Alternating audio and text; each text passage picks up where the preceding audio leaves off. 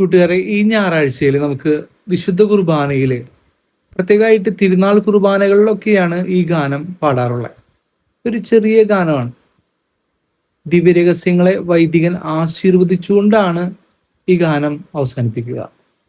ദൈവത്തിന്റെ തിരുനാമത്തിന് സ്തുതിയും മഹത്വവും കൃതജ്ഞതയും ആരാധനയും നൽകിക്കൊണ്ട് പാടുന്ന വളരെ മനോഹരമായിട്ടുള്ള, നമുക്കൊക്കെ ഒത്തിരി ഇഷ്ടമുള്ള ഒരു ഗാനം കൂടിയാണിത്.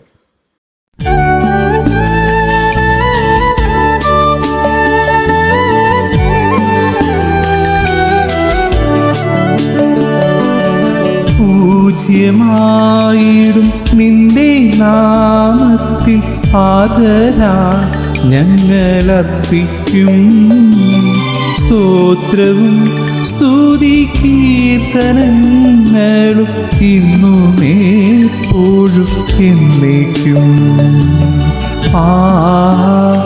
ആമേൻ.